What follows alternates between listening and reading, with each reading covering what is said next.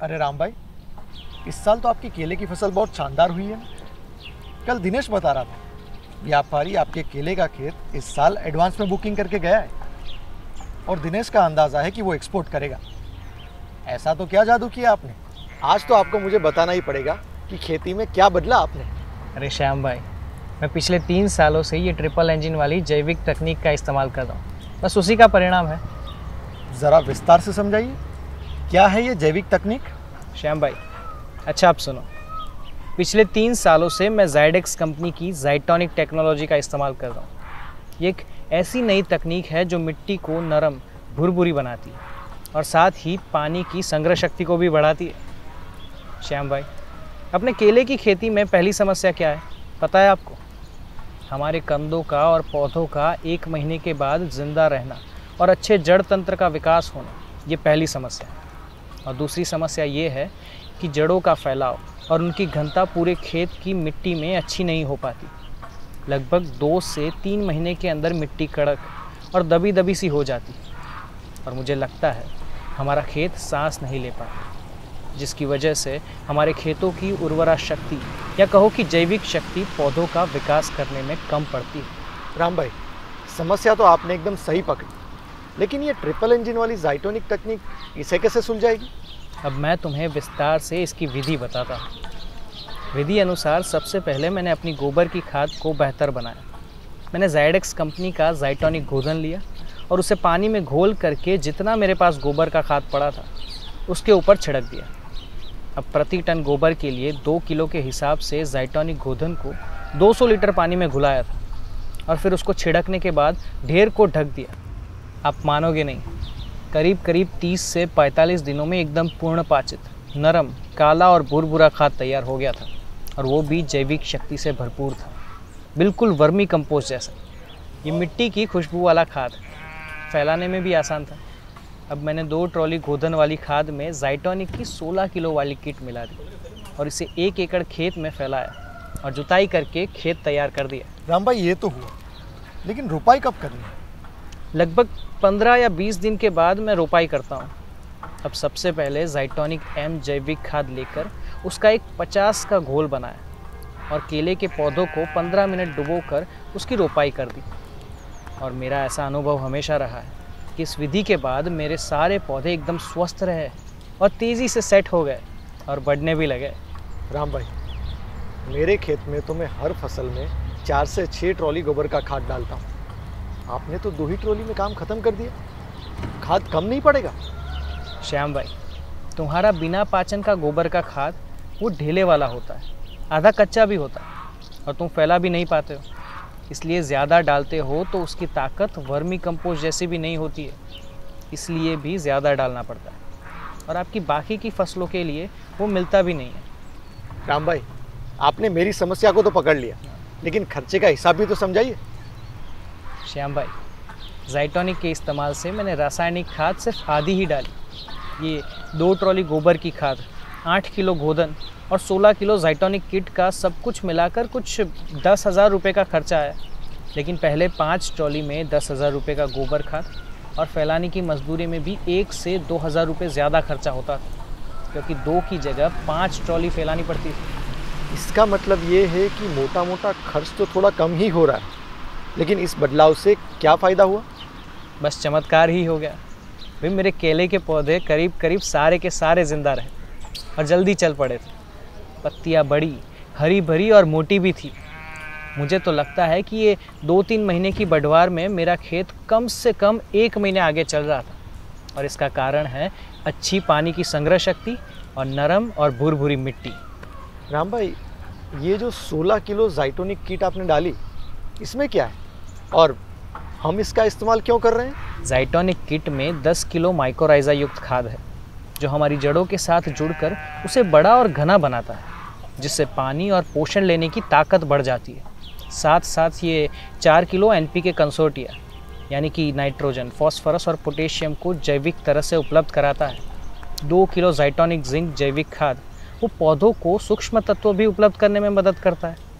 एक बात और सुन लो, जितना रासायनिक खाद हम हमारे खेतों में डालते हैं उसका 20 से 25% ही पौधे ले पाते हैं और बाकी का ज़मीन में रह जाता है। और वो अब घुलनशील अवस्था में पौधों को नहीं मिलता। जब हमारे खेतों की जैविक शक्ति अच्छी होती है तो वो इन्हें घुलनशील बना के पौधों को उपलब्ध कराते हैं। इसका मतलब है कि अब आप रासायनिक खाद भी एकदम कम डाल रहे होंगे और उत्पादन भी बढ़ा होगा। श्याम भाई, बिल्कुल सही अनुमान लगाया तुमने। भाई, पौधों की बढ़त अब जैविक पोषण से हो रही थी। पानी भी कम देना पड़ रहा था। पहले मैं 8 से 12 दिन में पानी दिया करता था, अब इसके बाद 15 से 20 दिन में देता हूँ। और मेरा जो ड्रिप वाला खेत है उसमें भी पहले हर तीसरे दिन पानी देता था, जो अब मैं चौथे या 5वें दिन देता हूँ। मेरा रासायनिक खाद मैंने पहली ही फसल में करीब 50% तक काट दिया था, जो इस साल की फसल में करीब 75% तक कम कर दिया है।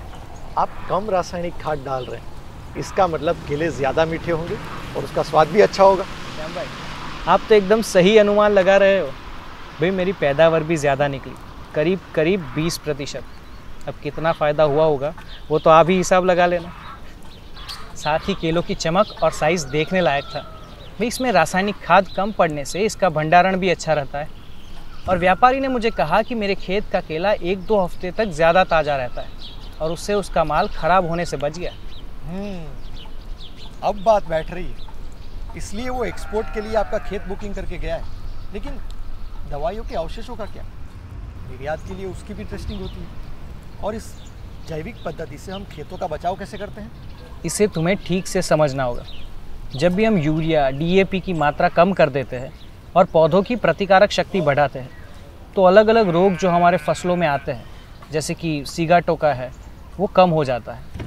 तो सबसे पहले जाइडेक्स के विधि अनुसार बीच बीच में ज़ाइटोनिक M, ज़ाइटोनिक NPK कंसोर्टिया और ज़ाइटोनिक जिंक, फलों के समय ज़ाइटोनिक K को पानी में घुलाकर बहा देता हूँ, या तो ड्रीप के खेत में उसे 120 के जाली में छान कर चला देता हूँ।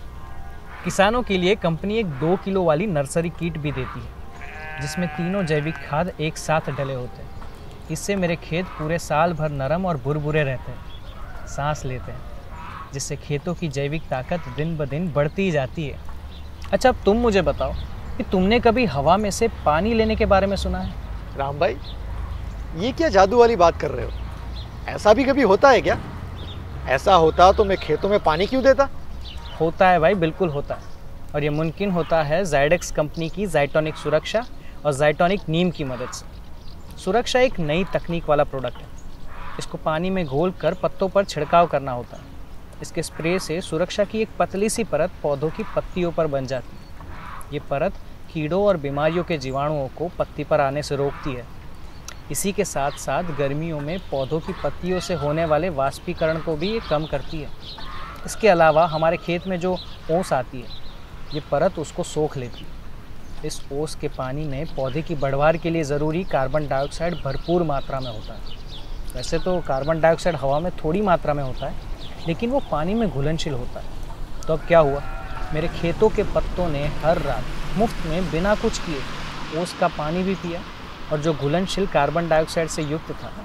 वैज्ञानिकों ने मुझे बताया कि जब सूर्य की किरणें पानी और कार्बन डाइऑक्साइड के साथ मिलकर फोटोसिंथेसिस को तेज़ करता है, तो पत्तों में शर्करा और कार्बोहाइड्रेट का निर्माण तेज़ होता है और हमारे पौधों की बढ़वार भी अच्छी होती है। ऐसे फोटोसिंथेसिस तेज़ होने से जड़ों के पास रहने वाले जीवों को भी पोषण मिलता है, और वो हमारे पौधों को लगने वाले पोषक तत्वों को ज़्यादा और लगातार मात्रा में उपलब्ध कराते हैं, जिससे पौधे स्वस्थ भी रहते हैं और पैदावार भी बढ़ती है। इसी के साथ में इसमें ज़ाइटोनिक का ही नीम भी मिलाता हूँ, जिससे फसल और सुरक्षित हो जाती है। राम भाई, ये सुरक्षा तो बड़े काम की चीज़ है, मगर एक बात बताइए, नीम की सिफारिश तो वैज्ञानिक भी करते हैं, लेकिन उसका असर तो होता नहीं। कीड़ों को मारने के लिए रासायनिक दवाई डालनी ही पड़ती है। जाइडेक्स ने अब नीम की दवा को बहुत असरदार बना दिया है। उसको ज़ाइटोनिक नीम कहते हैं। भाई, इसकी नीम की तेल को पकड़ने की ताकत बहुत ही अभूतपूर्व है, और ये मैंने देखा है कि पानी में इसका घोल बनाकर अगर तुम रख दो तो भी तेल छूटता नहीं है।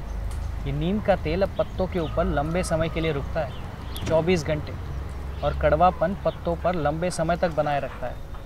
जब मैंने इस नीम को सुरक्षा के साथ मिलाकर स्प्रे किया तो देखा कि दोनों का असर और बेहतरीन हो गया था। पत्ते तो हरे भरे हो ही गए, गर्मी में जो पत्तियां सिकुड़ सी जाती है वो भी पूरी तरह से खुल रही थी, और उनके ऊपर सारे जो कीटों का प्रभाव होता है वो भी एकदम कम हो गया। अब मैं रासायनिक खाद या चाहे दवाइयाँ हो, पिछले वर्ष से इस्तेमाल कम ही कर रहा हूँ और अगले साल से नहीं के बराबर करने का विचार है।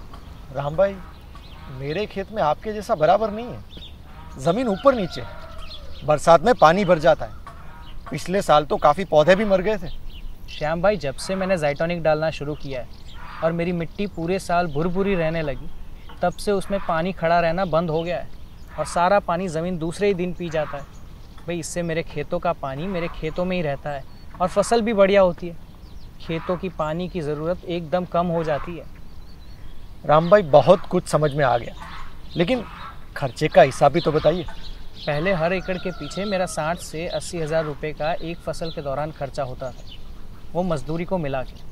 करीब करीब 50 से 55 हज़ार रुपया खाद और दवाइयों पे खर्चा करता था। अब ये खर्च मेरा 40 से 45 हज़ार और थोड़ी मजदूरी भी कम हुई, खरपतवार भी कम हो गई और सबसे बड़ी बात, उत्पादन भी बढ़ा और दाम भी ज़्यादा मिल रहा है। राम भाई, आप तो एकदम जैविक की तरफ जा रहे हो। अब आगे की सोचकर बढ़िया खेत के साथ साथ अपने खेतों की पानी की तिजोरी भी पूरी भर ही दोगे। भाई, फिर से सही अनुमान लगाया तुमने। ये जो ट्रिपल इंजन वाली ज़ाइटोनिक तकनीक है ना, ये मेरी ज़मीन को अच्छी भी कर रही है और थोड़े ही दिनों में ये इसे ना 1970 वाली दादाजी के समय वाली ज़मीन बना देगी। और साथ ही साथ उत्पादन भी बढ़ रहा है, व्यापारी लोग सामने से आ रहे हैं और फसल का दाम भी अच्छा दे रहे हैं। मैं तो आशा करता हूँ कि तुम भी इसे अपनाओ और अपने गांव का नाम रोशन करो। बिल्कुल।